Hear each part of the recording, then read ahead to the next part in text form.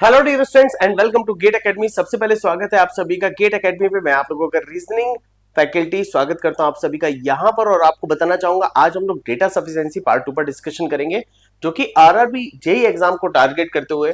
वैसे तो देखा जाए डेटा सफिशिएंसी के क्वेश्चंस बहुत रेयर हमें देखने के लिए मिले हैं, बट अगर इन केस डेटा सफिशिएंसी के क्वेश्चन आ जाते हैं तो उन क्वेश्चंस को सॉल्व कैसे किया जाना है, कॉन्सेप्ट किस तरह से बनता है एंड किस तरह से हम लोग देखते ही क्वेश्चंस के आंसर कर सकते हैं, हम लोग इन चीजों पर डिस्कशन करेंगे। डेटा सफिशिएंसी एक ऐसा पोर्शन है जहां पर जो क्वेश्चंस पूछे जाते हैं डियर, वो मैक्सिमम आपके दो तीन पोर्शन होते हैं जहां से पूछे जा सकते हैं, जैसे ब्लड रिलेशन हो गया, डायरेक्शन डिस्टेंस हो गया, कोडिंग डिकोडिंग हो गया, ठीक है। या फिर आपके जो क्वेश्चंस बन सकते हैं ऑर्डर रैंकिंग से बन सकते हैं, सेटिंग अरेंजमेंट से बन सकते हैं। पजल से बहुत रेयर आपको डेटा सफिशिएंसी मिलेगा क्योंकि बहुत लेंथी हो जाएगा, बट वो आपको पजल वे में क्वेश्चन पूछता है हमेशा। पजल वे में कैसे पूछेगा आप थोड़ा सा ध्यान दीजिएगा माय डियर। जब हम लोग यहां पर बात करते हैं डेटा सफिशिएंसी पे, तो हमें यह समझना है कि हम क्वेश्चंस को कैसे करेंगे, बट उससे पहले सबसे ज्यादा जरूरी समझना ये, आपकी टोटल वैकेंसीज है 7,900, जो कि 23 जुलाई को नोटिफिकेशन निकला था, ठीक है। 30 जुलाई को नोटिफिकेशन निकला था एंड लास्ट डेट है आपका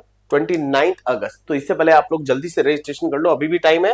एंड सबसे पहली चीज, गेट एकेडमी पर आपको ये कोर्स मिल रहा है ओनली ऑन 777, यानी 777 रुपए में। बट अगर आप चाहते हैं, और ये सीबीटी 1 एंड 2 पूरा कवर करता है आपका, जी हाँ। एंड अगर आप चाहते हैं केवल आप प्री के लिए प्रिपेयर करना चाहते हैं, तो आपको 499 में, ओनली 499 में ये पूरा कंप्लीट आपको मिल जाएगा। तो मैं बस एक ही चीज चाहता हूं कि अगर आप फोकस करना चाहते हो, पढ़ना चाहते हो, भैया अच्छे से पढ़ो, अच्छे से सीखो और बेस्ट प्लेटफॉर्म पे आओ और लर्न करो कि किस तरीके से क्वेश्चंस आएंगे। तो डेटा सफिशिएंसी में लास्ट क्लास में मैंने आपको समझाया था कि आप क्वेश्चंस के आंसर कैसे करेंगे। मान लीजिए आपका स्टेटमेंट 1 है एंड आपका स्टेटमेंट 2 है, आपको क्लियर है कि ये 1 है ये 2 है। तो अब आप एक चीज समझिएगा, अगर आपका आंसर 1 से आ जाए 2 से नहीं आता, तो if statement 1 alone are sufficient to answer the question, यानी आपका आंसर हो जाएगा 1 जो ऊपर दिया है। अगर आपका फर्स्ट से नहीं आया, सेकंड से आ गया, तो आपका आंसर हो गया 2। If statement alone second is sufficient to answer the question. अगर मान लीजिए आपका both first and second together are sufficient to answer the question, ये हम कब करते हैं, मान लीजिए आपका फर्स्ट से भी आंसर नहीं आया, सेकंड से भी नहीं आया, बट आपने दोनों को मिलाया और आपका आंसर आ गया मर्ज करने के बाद, तो आपका आंसर क्या होगा, थर्ड हो जाएगा। अब इफ आइदर स्टेटमेंट फर्स्ट और सेकंड, यानी आपका फर्स्ट से भी आंसर आ जाए, सेकंड से भी आंसर आ जाए। अब हम यहाँ आइदर क्यों लगाते हैं, क्योंकि हम हमारे स्टेटमेंट का आंसर या तो 1 से करते हैं या 2 से करते हैं, दोनों से निकल सकता है। अब मान लीजिए 1 से भी आंसर नहीं आया, 2 से भी नहीं आया, दोनों को मर्ज किया उसके बाद भी नहीं आया, तो आंसर होगा 5, यानी neither statement 1 and 2 is sufficient to answer the question. चलिए बढ़ते हैं हम लोग आज के क्वेश्चन की तरफ, जो कि आपका पहला होमवर्क क्वेश्चन था, जो कि मैंने आपको लास्ट क्लास में दिया था। चलो इस क्वेश्चन को पहले समझने की कोशिश हम लोग करेंगे। क्वेश्चन क्या कह रहा है डियर, इसको देखो जरा ध्यान से। यहां पर कह रहा है in which year was Sanjay born, यानी संजय का बर्थ कब हुआ है। तो आप देखिए, Sanjay is 6 years old older than Gopal, यानी संजय की एज गोपाल से 6 साल ज्यादा है। तो क्या हम इससे आंसर निकाल सकते हैं, नहीं। गोपाल्स ब्रदर वाज बोर्न इन 1982, क्या इससे इंडिविजुअली आंसर आ सकता है, गोपाल के भाई के दिए, ना तो गोपाल का पता ना संजय का पता। आते हैं लास्ट वाले पे, कह रहे हैं Sanjay brother is 2 years younger than Gopal's brother who was 8 years younger than Gopal. किसी का भी कोई सन दिया है, सोच के देखो। मैं कह रहा हूं कि मेरा जो भाई है, मैं संजय हूं, मान लीजिए मेरा जो भाई है 2 ईयर्स यंगर है, यानी 2 साल छोटा है, किससे, गोपाल के भाई से, Gopal's brother who was 8 years younger than Gopal, जो कि अपने भाई गोपाल से 8 साल छोटा है। तो भैया हम कैसे बताएं, किसी का ईयर पता चला, नहीं पता चला, तो हमारा थर्ड से भी इंडिविजुअली आंसर नहीं आएगा। तो इंडिविजुअली तो किसी से भी आंसर नहीं आएगा, और जब इंडिविजुअली नहीं आएगा तो आप देखिए आपके दो ऑप्शन तो देखते ही बाहर हो गए। अब कह रहा है both first and third are sufficient to answer the question, कह रहा है all 1 2 3 are sufficient to answer the question. क्या होना चाहिए, अगर हम फर्स्ट को लें, Sanjay is 6 year younger than Gopal. अच्छा देखिए सेकंड को दें, सेकंड एंड थर्ड को, क्या सेकंड और थर्ड से आंसर आ सकता है, सोच के देखो। गोपाल वाज बोर्न इन 1982, हमें कह sorry Gopal's brother was born 1982, हम कह रहे हैं गोपाल का जो ब्रदर है, अच्छा सेकंड जो है हमारा वो क्या है, गोपाल का ब्रदर 1982 में हुआ था। ये कौन है, Gopal's brother.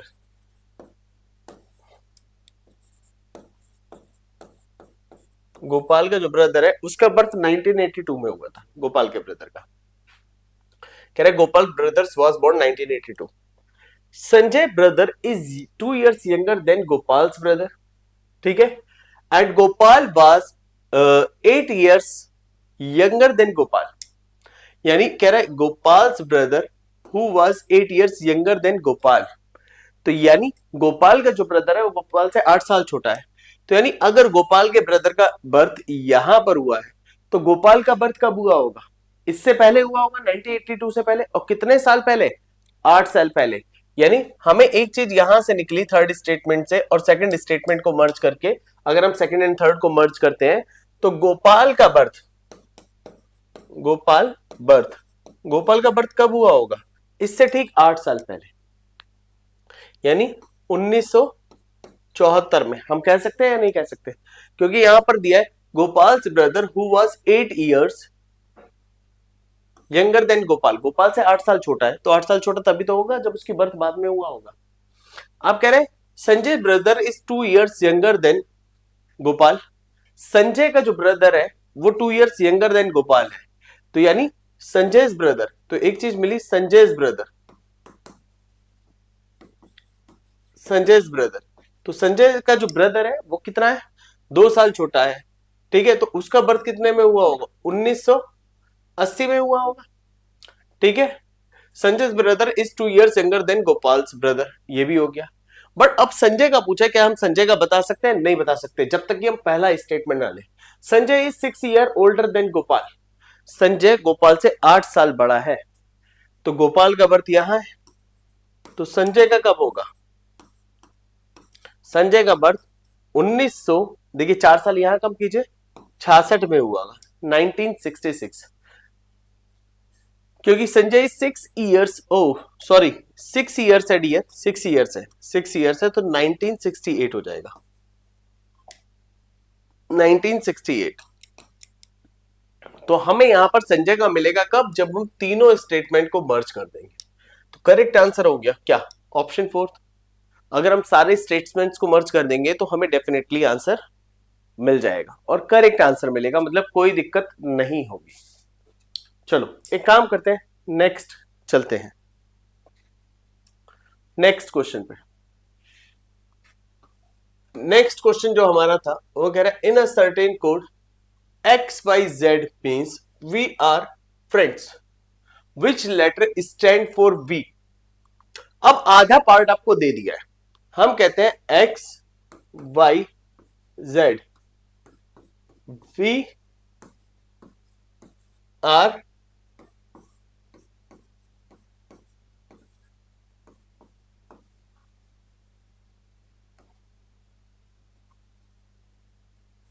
We are friends.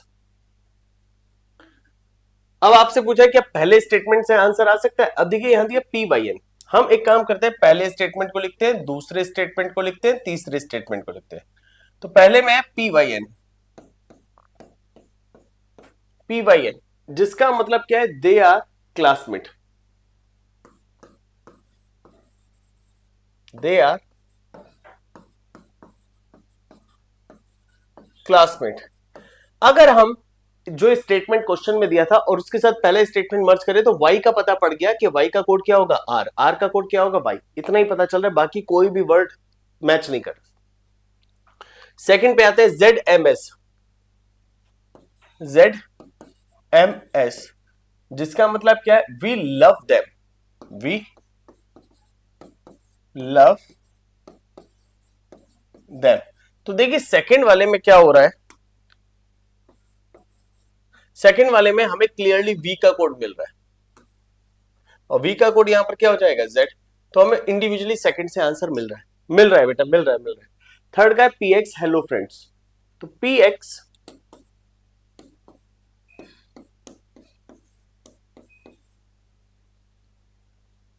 Hello friends,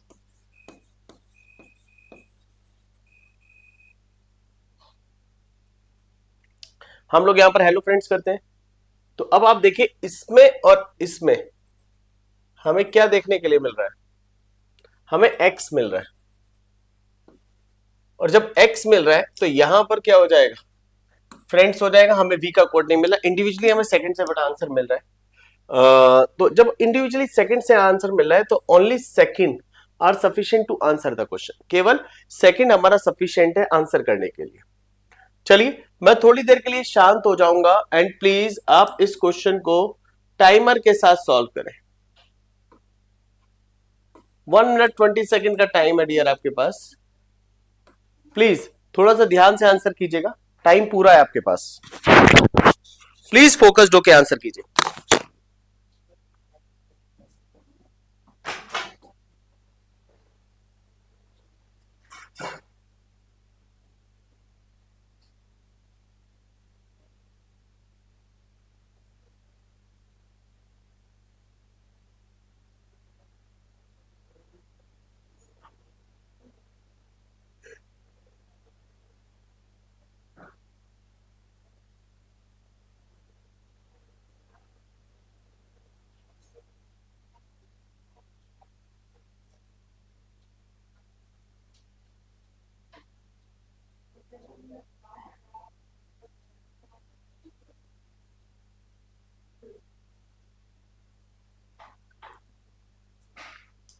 please बेटा जल्दी से आंसर करो।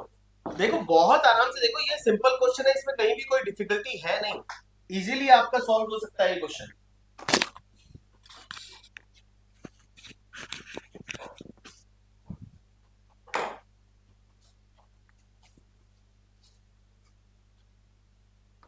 देखिए क्वेश्चन नंबर 16 कह रहा है among P Q R S T Q, समझते हैं ये क्वेश्चन क्या था।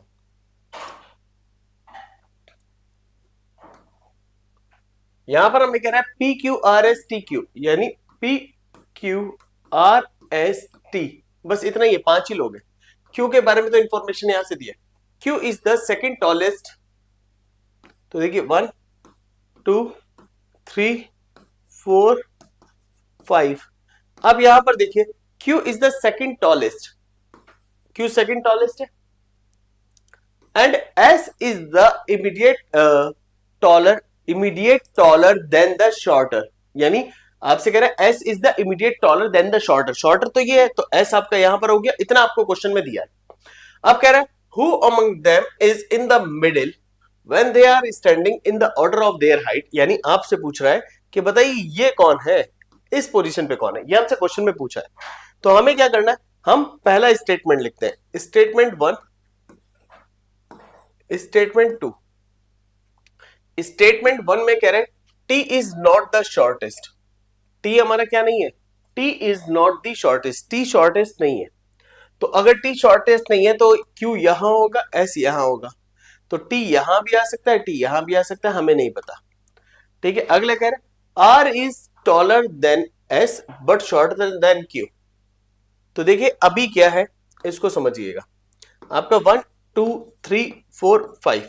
हम एक काम करते हैं, हम पहले पोजीशंस को लिख लेते हैं जैसा स्टेटमेंट में कहा है उसके हिसाब से, ठीक है, फिर हम लोग डिस्कशन करते हैं। स्टेटमेंट 1 2 3 4 5 जो क्वेश्चन में कहा है उसके हिसाब से तो पोजीशन ये है।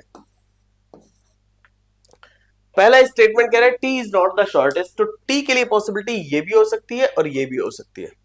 अभी हम कंफर्म नहीं कर रहे कि टी कहां पर होगा या थर्ड पे कौन होगा।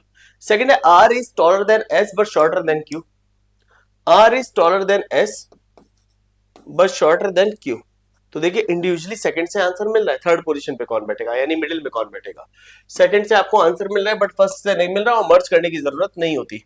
If statement second alone is sufficient to answer the question, so the correct answer is option second. Next question, बेटा नेक्स्ट क्वेश्चन में टाइम लीजिए बट ध्यान से सॉल्व कीजिए क्योंकि नेक्स्ट क्वेश्चन अपने आप में एक चैलेंज है। 1 मिनट 30 सेकेंड का टाइम मैं आपको दे रहा हूं, please answer the question.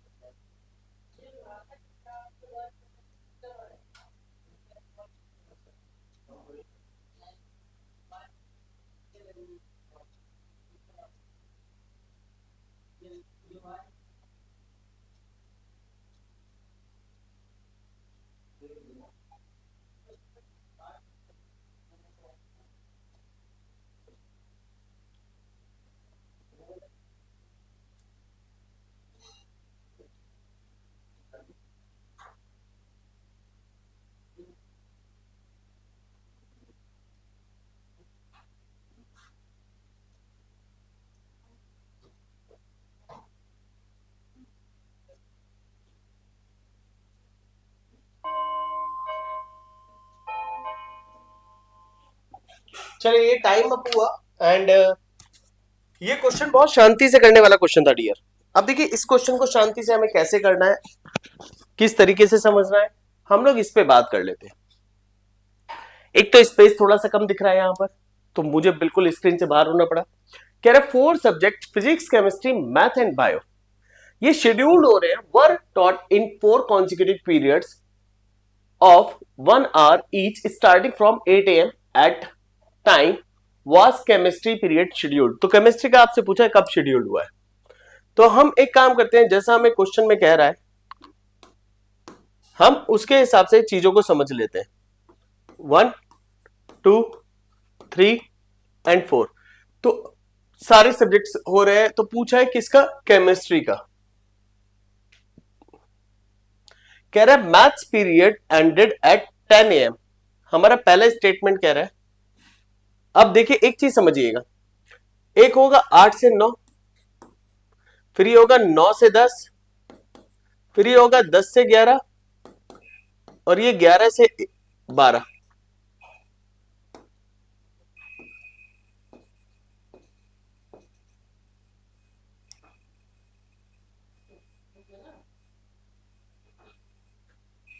Mathematics period जो कहा है, कह रहा है 10 AM एंड हो रहा है, तो यानी मैथ का पीरियड कब पढ़ाया गया होगा, मैथ्स।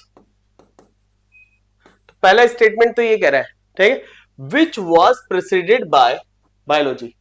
इसका मतलब क्या है, प्रिसीडेड बाय बायोलॉजी यानी इससे पहले बायोलॉजी आया होगा। तो आप देखिए पहले स्टेटमेंट से तो आपका आंसर यहां पर नहीं मिलेगा।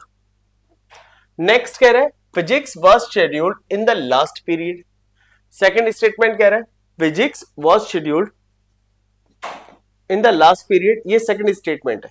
बट अगर आप देखो फर्स्ट स्टेटमेंट ये है और सेकंड स्टेटमेंट अगर ये है, तो आप देखिए फर्स्ट एंड सेकंड को मिलाकर आंसर आ जाएगा, क्योंकि अगर फिजिक्स आपका यहां हो जाएगा तो एनी हाउ केमिस्ट्री आपका यहां पर होगा, ये तो कंफर्म है ना। तो आप देखिए फर्स्ट एंड सेकंड को मिलाकर आंसर आ रहा है हमारा। अच्छा फर्स्ट एंड सेकंड को मिलाकर आंसर आ रहा है, physics was scheduled in the last period, हमारा ये क्लियर हो गया। अब देखिए थर्ड क्या कह रहा है, mathematics period was immediately followed by chemistry. तो mathematics period immediately followed by a chemistry. तो देखिए अगर आप देखो फर्स्ट स्टेटमेंट, तो यहां मैथ्स क्लियर था, तो फॉलोड बाय केमिस्ट्री, तो आप देखिए फर्स्ट एंड थर्ड को मिलाकर भी आंसर आ रहा है, क्योंकि केमिस्ट्री कंफर्म हो रहा है कब शेड्यूल्ड हो रहा है ना। फर्स्ट एंड थर्ड को मिलाकर भी आंसर आ रहा है।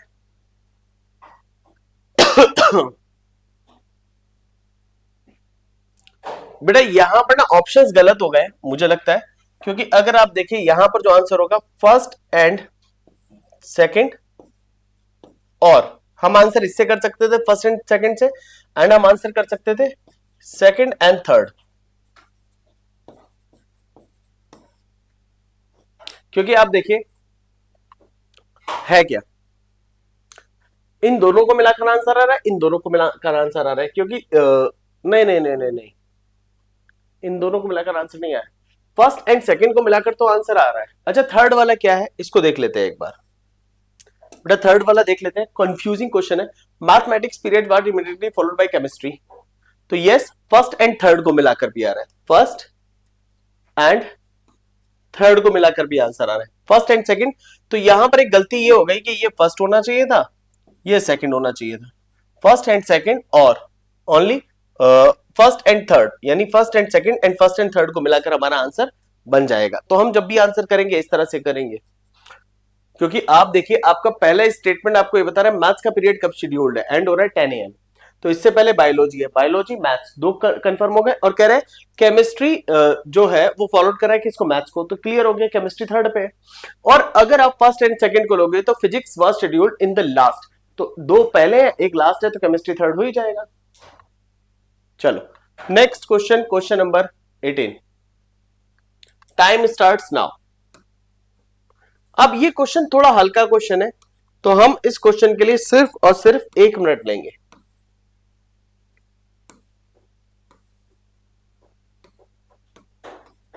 Answer in 1 minute. देखिए 3 स्टेटमेंट है और तीनों स्टेटमेंट को पढ़कर ही हम आंसर यहां पर करने वाले हैं।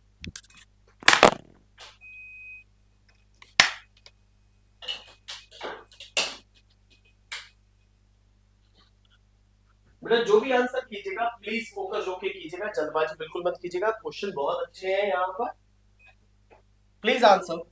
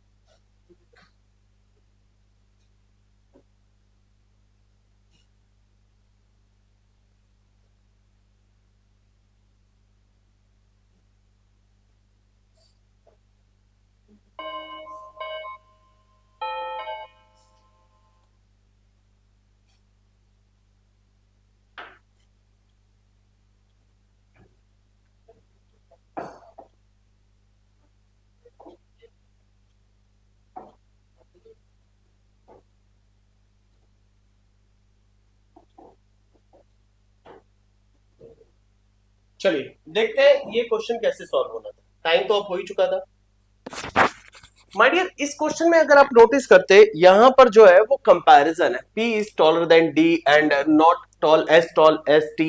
तो ये क्वेश्चन कैसे सॉल्व होते हैं, देखिए सबसे पहले हमसे पूछा गया है, हमें इस बात पे थोड़ा सा ध्यान देना पड़ेगा। Who is the tallest among six P T and D Q R? तो 1 2 3 4 5 6 किसी के लिए भी अगर कहीं डेटा दिया है तो वो कहां पर दिया है, स्टेटमेंट्स में दिया है। कह रहा है P is taller than D, यानी P जो है वो टॉलर है किससे, D से। यानी पहला स्टेटमेंट हमसे कह रहा है P is taller than D but not as tall as T, यानी P T जितना टॉल नहीं है। तो हमसे ये पूछा हु इज द टॉलेस्ट, पहले से तो नहीं आएगा। फिर कह रहा है R is taller than Q, R is taller than Q but not as tall as T। R Q से तो टॉलर है बट T जितना टॉलर नहीं है। तो देखिए T के नीचे 4 लोग आ रहे हैं बट टोटल लोग थे 6, बट T ज्यादा से ज्यादा या तो 1 पे होगा या 2 पे होगा, ये कंफर्म हो रहा है अभी दोनों स्टेटमेंट को मिलाने के बाद भी। Q is not as tall as T and R, यानी Q is not taller than T and R। Q T and R जितना टॉलर नहीं है, तो ये तो हमें सेकंड स्टेटमेंट से ही मिल रहा था। Q is not taller than T and R, ये तो हमें सेकंड स्टेटमेंट से ही मिल रहा है।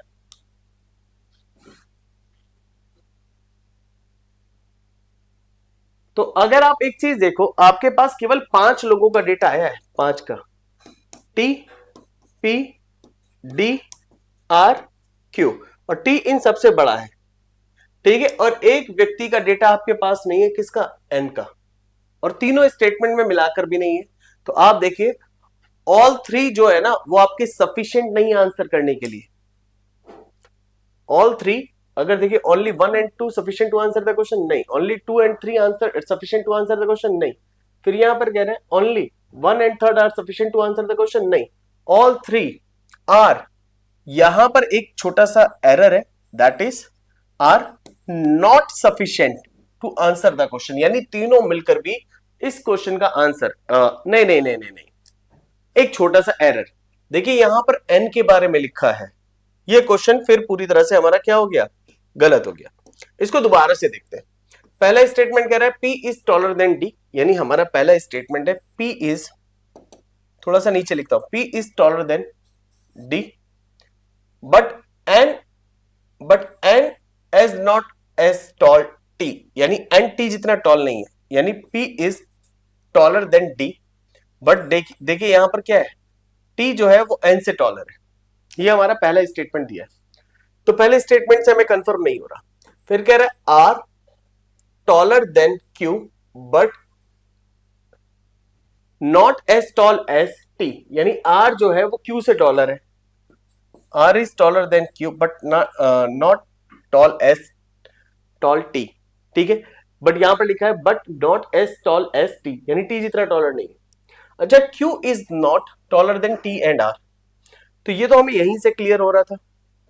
अब आप एक चीज समझिए, आप अगर इन तीनों स्टेटमेंट को मिलाएंगे तो अब आप देखिए, आपको कह रहा है P is taller than D and N is but N not as tall as T, and T जितना टॉल नहीं है, ये आपको क्लियर है। एन इनसे बड़ा है, आर और क्यू से भी बड़ा है, ठीक है, और टी क्यू एंड आर से भी बड़ा है। बट देखिए टी का comparison, R is taller than Q, यानी आर जो है वो टॉलर है क्यू से, यहां दिख रहा है, but not as tall as T, but T जितना टॉलर नहीं है। आप अगर तीनों स्टेटमेंट को देखते भी हो तो बेटा यहां तीनों स्टेटमेंट में टी का कंपैरिजन एन से भी है, आर से भी है, क्यू से भी है, बट पी और डी से तो कंपैरिजन है ही नहीं। अगर पी और टी से भी कंपैरिजन हो जाता डी से, तो हमारे लिए टी का आंसर करना क्लियर हो जाता।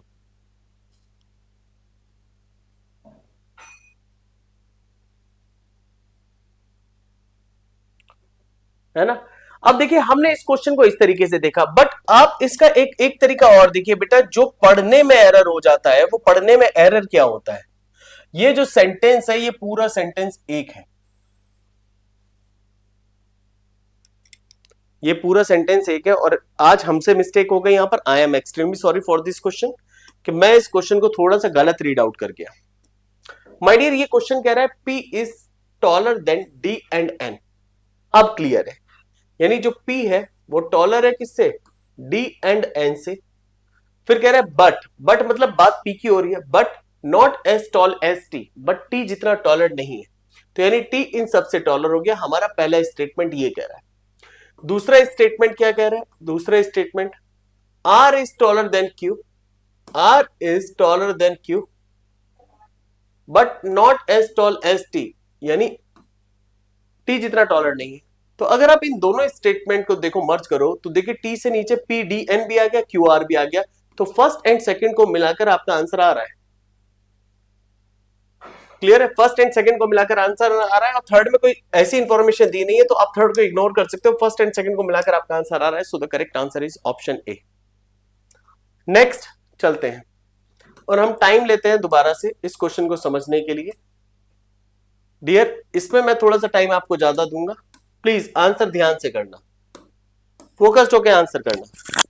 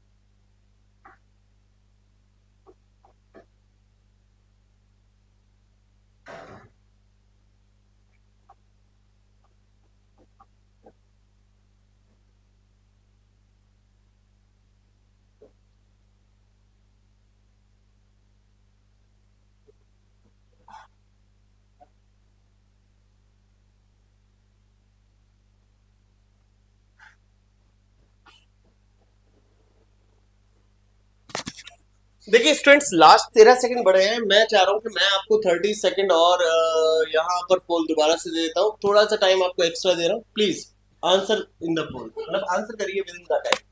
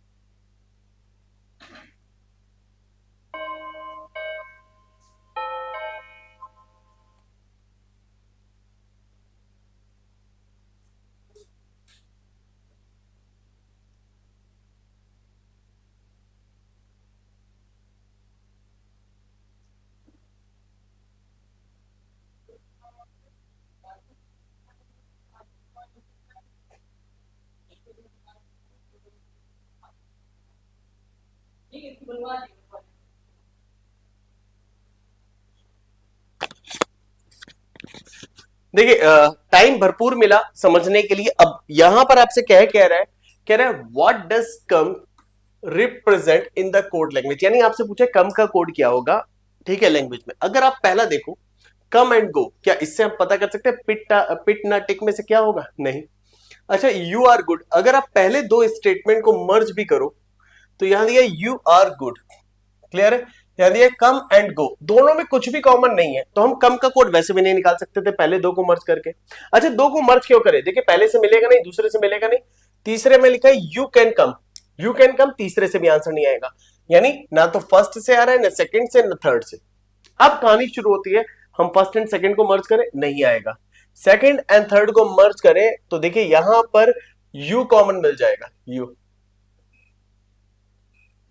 यू कॉमन मिल जाएगा, बाकी कोई कॉमन नहीं मिलेगा। अगर इन दो को मर्ज करें तो क्या कॉमन मिलेगा, कुछ भी कॉमन नहीं मिल रहा है। अच्छा, अगर हम तीनों को मर्ज करें तो क्या मिलेगा, क्या तीनों को मर्ज करके हम लोग आंसर ला सकते हैं, अगर हम तीनों को मर्ज कर लें तो चलो देखते हैं। अब यहां पर देखो, यहां दिया है कम, कम, तो कम का कोड क्या होगा, कम का कोड दोनों में क्या हो जाएगा, ना हो जाएगा, क्लियर है। क्या कुछ और कॉमन है, नहीं कॉमन है। तो आप देखिए पहले और तीसरे को मिलाकर ही आपका आंसर आ रहा है, आपको तीनों मर्ज करने की जरूरत ही नहीं है, और जब तीनों मर्ज करने की जरूरत नहीं है, फर्स्ट एंड थर्ड से आंसर आ गया, first and third are sufficient to answer the question, यानी इस क्वेश्चन का आंसर फर्स्ट एंड थर्ड से आ जाएगा। तो जब आपके किन्हीं दो स्टेटमेंट से आंसर आ जाएगा तब आप मर्ज नहीं करते हैं। क्वेश्चन नंबर 20, क्वेश्चन नंबर 20 के लिए हम लोग यहां पर देखते हैं, टाइम मैं आपको देता हूं, प्लीज ध्यान से आंसर कीजिएगा।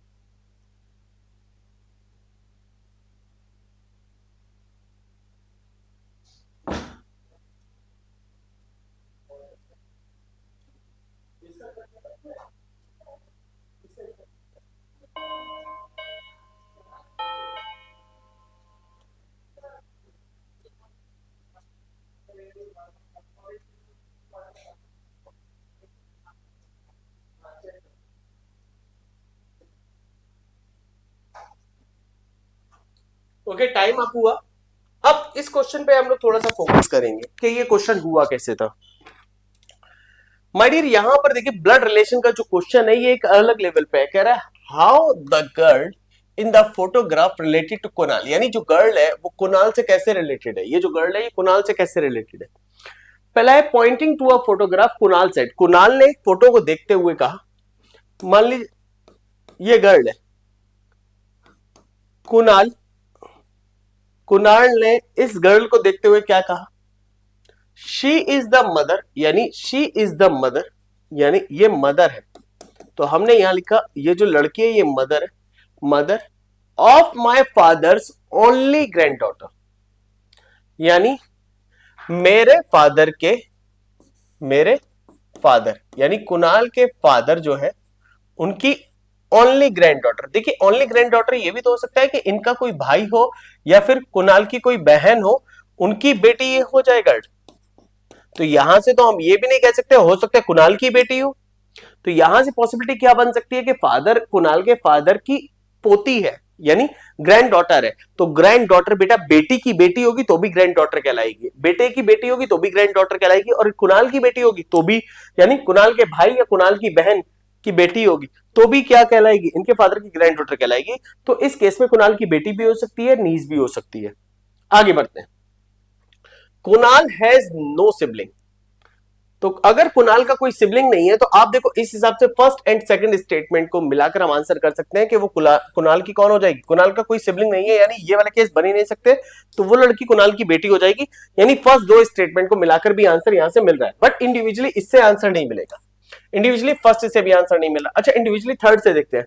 Poynting to the photograph Kunal said she is the only daughter in law of my mother.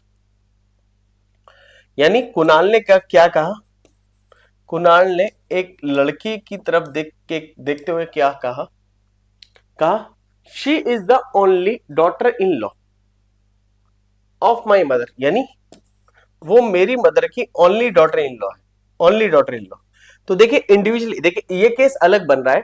अगर आप देखिए आपका थर्ड से भी आंसर आ रहा है, आपका क्या है, pointing to a photograph Kunal said, Kunal ने एक फोटो की तरफ देखते हुए कहा she is the only daughter in law of my mother, वो मेरी मदर की ओनली डॉटर इन लॉ है। ठीक है, कुणाल ने ये कहा, तो उस केस में ये कुणाल की कौन हो जाएगी, वाइफ हो जाएगी। बट यहां पर एक चीज बेटा आपकी जो आती है वो ये आती है कि कभी भी नाम से जेंडर क्लियर नहीं होते। तो अगर नाम से जेंडर क्लियर नहीं होते तो उस केस में हो सकता है कुणाल फीमेल हो, तो फीमेल अगर कुणाल है तो उस केस में ये इसकी भाभी हो जाएगी। और अगर कह रहा है ना यहां पर देखिए कह रहा है she is the only daughter in law, only daughter in law का मतलब हो गया केवल बहू, मतलब एक लौती बहू। तो एक लौती बहू ये भी तो हो सकती है कि कुणाल का कोई भाई हो और ये उनकी पत्नी हो, तो उसके इसमें भाभी हो गई, और कुणाल लड़का होगा तो ये उनकी पत्नी हो जाएगी। तो इस तरह से थर्ड से भी हमारा आंसर नहीं आता।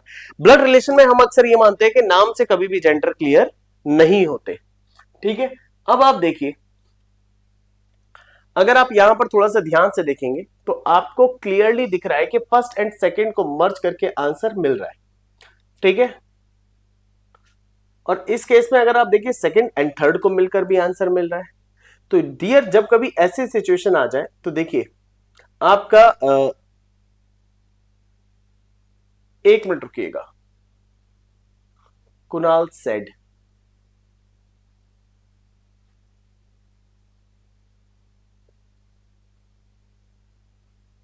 बेटा 1 मिनट रुकिएगा। क्वेश्चन नंबर 20 थोड़ा सा अलग लेवल पे जा रहा है।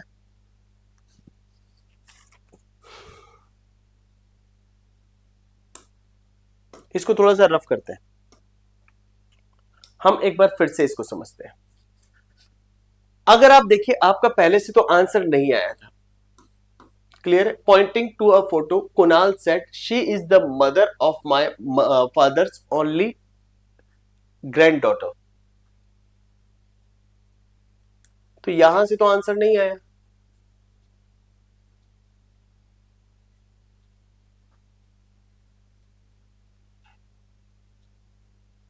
बताता हूं ये है क्या। फिर से हम लोग आते हैं डियर, फिर से इस क्वेश्चन पे आते हैं, क्योंकि ब्लड रिलेशन के question no doubt confusion create करते हैं।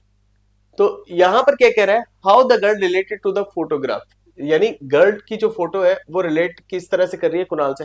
How the girl in the photograph related to the Kunal, तो यहां पर कह रहा है pointing to the photograph Kunal said, यानी कुणाल ने कहा एक फोटो को देखते हुए she is the mother of my father's only granddaughter. फिर से समझते हैं, कुणाल ने कहा यानी ये जो लड़की है she is the mother of my fathers, तो देखिए मेरे फादर के ये भी तो संतान हो सकते हैं, मेरा भाई और मेरी बहन, ये इनकी भी बेटी हो सकती है गर्ल। ठीक है, she is the mother, but आपसे कुछ और कह रहे हैं, वो कह रहे हैं she is the mother of my father's only grand daughter, यानी मेरे फादर के ओनली ग्रैंड डॉटर की वो मदर है। मेरे फादर के ओनली ग्रैंड डॉटर ये हो गई, मेरे फादर के ओनली ग्रैंड डॉटर, इनकी भी बेटी होगी तो भी ग्रैंड डॉटर हो जाएगी, इनकी बेटी होगी तो भी, और मेरी बेटी होगी तो भी। और वो जो गर्ल है वो इनकी मदर है ग्रैंड डॉटर की, तो इनकी मदर कब हो सकती है, जब इनकी वाइफ हो जाएगी, यानी मेरे भाई की वाइफ तो भी इनकी मदर बन जाएगी, मेरी पत्नी हो जाएगी तो भी बन जाएगी, और मेरी सिस्टर होगी तो भी इनकी मदर बन जाएगी वो गर्ल। तो यानी यहां पर बहुत सारे केसेस बन रहे हैं। बट अगर आप देखो कुणाल हैज नो सिबलिंग, इससे तो इंडिविजुअली आंसर नहीं आएगा। बट अगर इन दोनों को मर्ज कर दूं मैं, फर्स्ट एंड सेकंड को, तो फर्स्ट एंड सेकंड दोनों को मिलाकर हम आंसर कर सकते हैं। तो यानी फर्स्ट एंड सेकंड से हमारा आंसर आ रहा है, ये हमें कंफर्म है। फर्स्ट एंड सेकंड से हमारा आंसर आ रहा है, यानी दोनों को मर्ज करके आंसर आ रहा है। चलते हैं हम लोग थर्ड वाले पे। जब हम थर्ड वाले पे चलते हैं, pointing to the photograph Kunal said, Kunal ने क्या कहा, she is the only daughter in law of my mother, she is the only daughter in law of my mother. तो यानी वो क्या कह रहा है समझिएगा, गर्ल के लिए कह रहा है she is the only daughter in law of my mother. Kunal ने कहा मेरी मदर की ओनली डॉटर इन लॉ है, तो हो सकता है इनका कोई भाई हो, या फिर आप कह सकते हो कुणाल हो सकता है फीमेल हो, कुणाल अनमैरिड भी तो हो सकते हैं, हमें क्या पता कुणाल मैरिड है या नहीं है, क्योंकि डेटा तो दिया ही नहीं है। हो सकता है कुणाल फीमेल हो, इनका भाई हो, और वो इनकी क्या हो जाए, कुणाल की भाभी हो जाए। और हो सकता है अगर कुणाल कुणाल डियर अगर मेल होता तो ये इसकी वाइफ हो जाती गर्ल, ठीक है। बट अगर आप देखो सेकंड एंड थर्ड को भी मर्ज कर दो तो दोनों को मिलाकर आंसर आ जाएगा, कुणाल हैज नो सिबलिंग्स, तो ये क्लियर हो गया, ये कुणाल की वाइफ हो जाती। बट अगर सेकंड एंड थर्ड को मिलाकर आंसर आ रहा है, फर्स्ट एंड सेकंड को मिलाकर आंसर आ रहा है, ऐसा क्या कोई ऑप्शन दिया है, नहीं दिया। तो जो ऑप्शन दिया है उन ऑप्शन से हमें चूज करना होगा आंसर क्या होगा। तो माय डियर आप एक देखिए, तो इंडिविजुअली थर्ड से तो आंसर नहीं आया, इंडिविजुअली थर्ड से तो आंसर नहीं आया, बट फर्स्ट एंड सेकंड को मिलाकर हमारा आंसर आया, और इंडिविजुअली थर्ड से आंसर नहीं आया। सो क्या हो जाएगा, sufficient to answer the question, यानी फर्स्ट एंड सेकंड सफिशिएंट है इस क्वेश्चन का आंसर करने के लिए, हम लोग ऐसा कह सकते हैं। तो हमारा आंसर ऐसे होगा। चलो नेक्स्ट चलते हैं। देखिए टाइम बेशक लग गया, मैं आपको यही समझाना चाह रहा हूं कि एक एक क्वेश्चन को करने में हमारे पास टाइम कम होगा, बट हमें इस कम टाइम में ना आंसर करना पड़ेगा। बहुत बार ना क्वेश्चंस पजल हो जाते हैं, लाइक जैसे ब्लड रिलेशन के क्वेश्चन हमेशा पजल होते हैं, हमेशा परेशान करते हैं। तो चलिए एक क्वेश्चन की तरफ चलते हैं, इस क्वेश्चन को थोड़ा ध्यान से देखिएगा।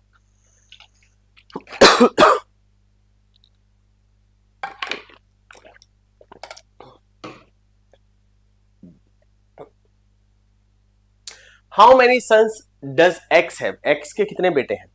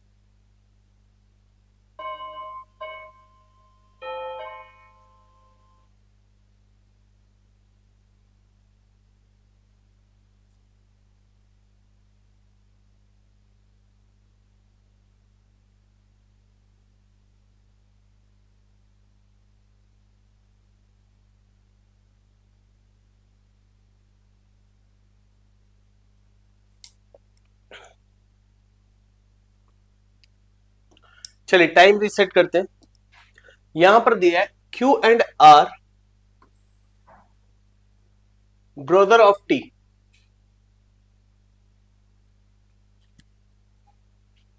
माय डियर यहां पर देखिए ये आर है, इट इज आर, ये वाला R, Q and R brother of T.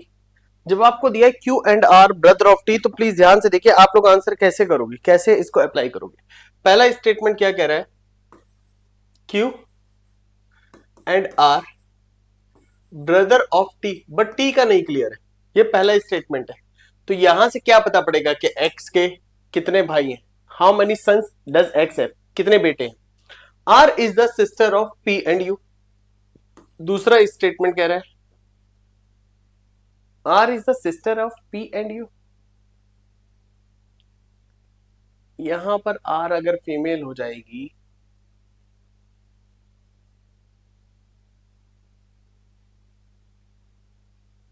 हम्म,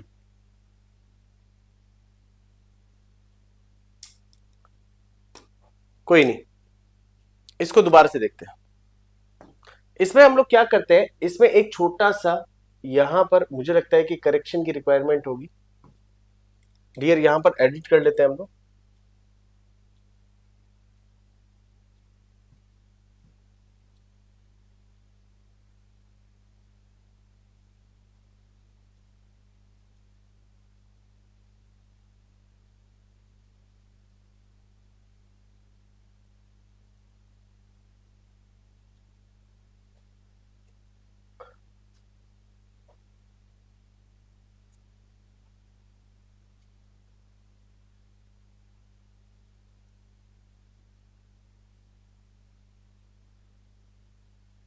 ना फाइल, एक प्रिंटिंग एरर होने की वजह से ये क्वेश्चन थोड़ा सा हमारा गलत हो गया। चलो एक काम करते हैं ना, हम लोग क्वेश्चन पे चलते हैं। क्वेश्चन नंबर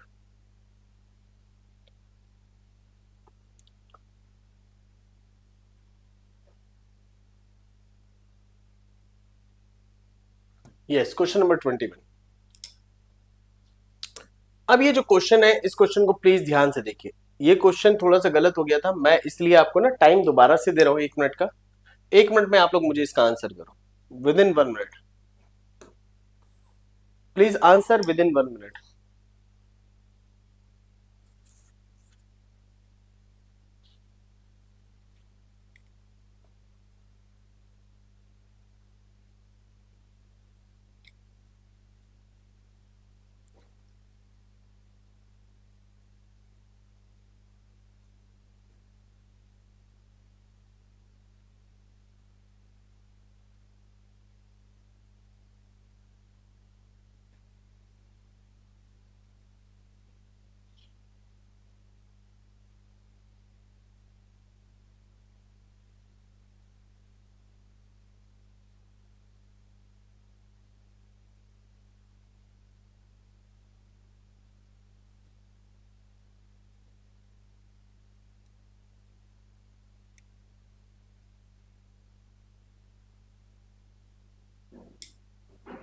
चलिए टाइम आप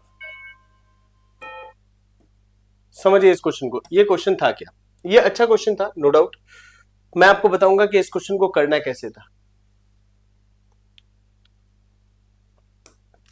कह रहा है कि पहला स्टेटमेंट है Q and P are brother of T।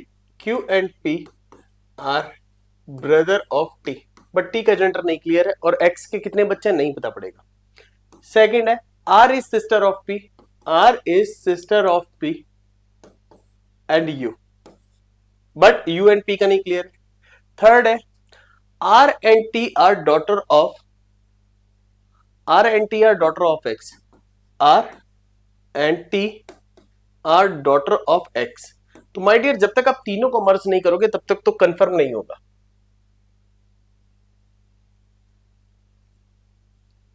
तो आप देखिए X is the father of R and T, तो T का अगर फादर है X, X is the father of T और R हम यहां से ले लेंगे। और लास्ट लाइन थी R and T are daughter of X, तो T भी डॉटर है। बट आप देखिए P का क्लियर है कि P है, बट U का जेंडर नहीं क्लियर है। यहां पर U का जेंडर नहीं क्लियर हो रहा, बाकी सबका। बट पूछा इसके कितने सन है X के, तो माय डियर एक दो, बट तीसरा भी हो सकता है। U का जेंडर क्लियर नहीं हो रहा है, तो U इसका सन हो भी सकता है और नहीं भी। क्लियर है, तो U इसका सन हो भी सकता है और नहीं भी, हमें U का नहीं क्लियर है। तो अगर इसके हिसाब से देखोगे तो तीनों को मिलाकर भी हम आंसर नहीं कर पा रहे हैं। सो the correct answer is option fourth. Fourth one is the correct answer. Next question, चलिए टाइम शुरू करते हैं हम लोग अभी। Who among the 5 friends ABCDE is the tallest. आपसे पूछा है इनमें सबसे लंबा कौन है, टॉलेस्ट कौन है।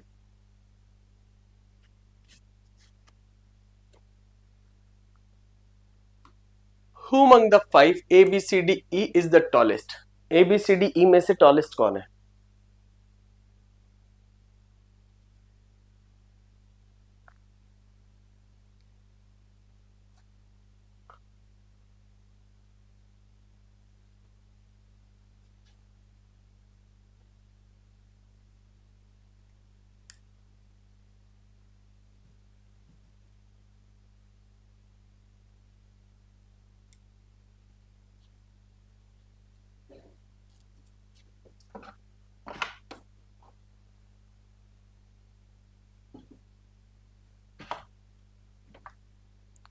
देखिए टाइम अप हो गया। यस, समझते हैं। कह रहे among the five A B C D E is the tallest। पहला कह रहा है B is the only taller than 1 2 3 4 5। B is only taller than D, तो यानी B is only taller than D, यानी बाकी सबसे B छोटा। Okay, B is only taller than B is only taller than D, यानी B is only taller than D, B केवल D से बड़ा है, बाकी सबसे छोटा है। तो ये तो क्लियर हो गया पहला स्टेटमेंट। स्टेटमेंट 2 की तरफ चलते हैं। 1 2 3 4 5। A is shorter than E but taller than C।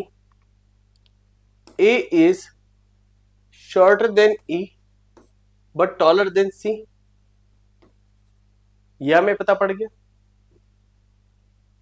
कह रहा है B is not the shortest, B is not the shortest, यानी B shortest नहीं है। तीसरा स्टेटमेंट कह रहा है B is not the shortest, यानी 1 2 3 4 B कहीं पर भी आएगा, B shortest नहीं है। तो माय डियर अगर आप देखो फर्स्ट टू को मिलाकर क्या आप आंसर कर सकते हो?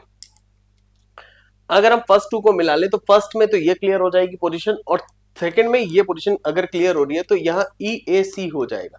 यानी इन दोनों स्टेटमेंट को मिलाकर हम लोग फर्स्ट एंड सेकंड को मिलाकर हम लोग आंसर कर सकते हैं। अच्छा, फर्स्ट एंड थर्ड को मिलाकर नहीं कर सकते क्योंकि बी की पोजीशन क्लियर थी। अच्छा, इन दोनों को मिलाकर भी हम लोग आंसर नहीं कर सकते थे क्योंकि इन तीनों की पोजीशन यहां से यहां, यहां से यहां, और फर्स्ट 3 हो सकती थी, सेकंड से नेक्स्ट 3 एंड थर्ड से 5th तक भी हो सकती थी, तो इन दो को मिलाकर नहीं होगा। और तीसरा मिलाने की जरूरत नहीं होती, तो first and second are together sufficient to answer the question, so the correct answer is option second. इस तरीके से हम लोग यहां पर आंसर कर पाएंगे। चलो नेक्स्ट क्वेश्चन।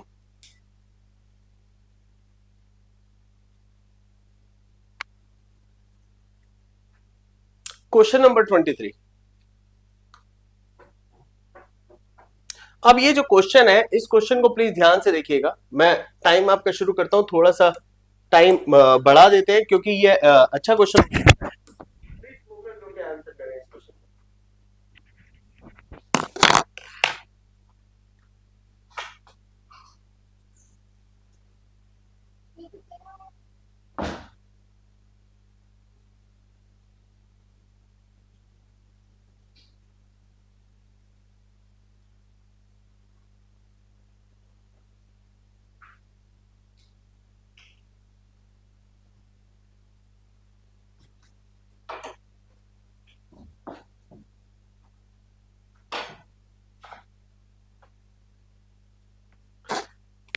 ये कह रहा है how the man in the portrait related to the Jignesh. अब ये जो ब्लड रिलेशन के क्वेश्चन होते हैं तो डेफिनेटली ये वाले क्वेश्चन ना थोड़े से थकाऊ क्वेश्चन होते हैं। थकाऊ मतलब दिमाग थोड़ा सा हिला देने वाले क्वेश्चन होते हैं जहां पर हमें थोड़ा सा फोकस्ड होकर आंसर करना होता है।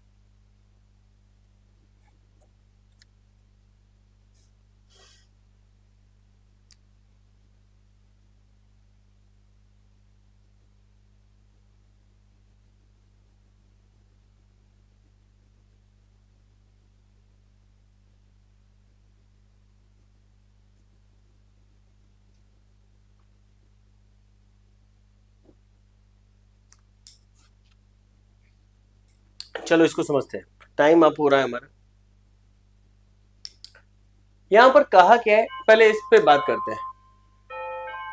तो पूछ रहा है how the man in the portrait related to the Jignesh. वो जो मैन है पोर्ट्रेट में वो जिग्नेश से कैसे रिलेटेड है? तो हमसे कह रहे हैं pointing to the portrait Jignesh said, यानी जिग्नेश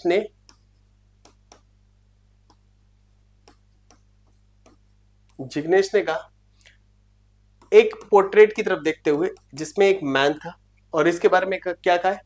ही इज द फादर, ये फादर है, of my mother's only grandson, of my mother's only grandson, मेरी मदर के ओनली ग्रैंडसन का। अच्छा देखिए इसमें क्या क्या है, Jignesh said he is the father of my mother's only grandson, मेरी मदर के ओनली ग्रैंडसन का वो क्या है? फादर है। क्लियर है? तो अब ये जिग्नेश का भाई भी हो सकता है और ये जिग्नेश खुद भी हो सकता है। तो हम यहां पर रिलेशन क्लियर नहीं कर पा रहे, फर्स्ट से हम आंसर नहीं कर पा रहे। अच्छा देखिए दूसरा क्या कह रहा है, अच्छा सेकंड स्टेटमेंट क्या कह रहा है, Jignesh is the only child of his parents. Jignesh is the only child, child मतलब कोई और नहीं है, तो यानी जिग्नेश वो खुद हो गया, यानी जिग्नेश इनका फादर हो जाएगा। बट सेकंड से आंसर नहीं आएगा, दोनों को मिलाकर आंसर आएगा, फर्स्ट एंड सेकंड को मिलाकर, फर्स्ट एंड सेकंड को मिलाकर आंसर आएगा। क्योंकि यहां पर क्या कहा है, देखिए फर्स्ट में कह रहा है कि ये क्लियर है कि जिग्नेश ने कहा है कि वो जो आदमी है वो मेरी मदर के ओनली ग्रैंडसन का क्या है, ओनली ग्रैंडसन्स फादर। तो वो मैन, वो जिग्नेश हो सकता है अपनी फोटो देखकर कह रहा, वो तब पता पड़ेगा जब इन दोनों को मर्ज कर देंगे। अच्छा थर्ड पे आते हैं, pointing to the portrait Jignesh said he is the only son in law of my father. यानी वो जो मैन है ही इज द ओनली, देखिए जिग्नेश ने क्या कहा इसको समझिएगा, जिग्नेश ने इस आदमी के लिए कहा, अब जिग्नेश का भी जेंडर क्लियर नहीं है ये भी समझिएगा, कह रहा है he is the only son in law of my father, मेरे फादर का ओनली सन इन लॉ, यानी मेरी जो बहन होंगी उनका पति। बट ये कैसे पता कि जिग्नेश की बहन होंगी उनका पति, ये भी तो हो सकता है जिग्नेश फीमेल हो, नाम से जेंडर क्लियर कहां होता है, मैंने बताया था। तो फिर उस केस में ये जिग्नेश के पति हो जाएंगे। तो थर्ड से भी आंसर नहीं आ रहा है, फर्स्ट से भी आंसर नहीं आ रहा है, सेकंड से भी आंसर नहीं आ रहा है, बट फर्स्ट एंड सेकंड को मिलाकर हम आंसर कर सकते हैं। Jignesh is the only child of his parents, Jignesh अपने चाइल्ड का इकलौता चाइल्ड है। तो उस केस में अगर आप देखिए फर्स्ट एंड सेकंड को मिलाकर आंसर आ रहा है और सेकंड एंड थर्ड को मिलाकर भी आंसर आ रहा है, क्योंकि Jignesh is the only child, son और डॉटर की बात है कि ओनली चाइल्ड, ओनली चाइल्ड मतलब जो भी है वो ओनली है। और अगर कह रहा है जिग्नेश ने कहा कि वह मेरे फादर का इकलौता सन इन लॉ है, तो मैं उनकी बेटी हो गई, यानी जिग्नेश बेटी हो गई अपने फादर की, और ये उनका पति हो जाएगा क्योंकि उनका दामाद ही तो उसका पति लगेगा जिग्नेश का।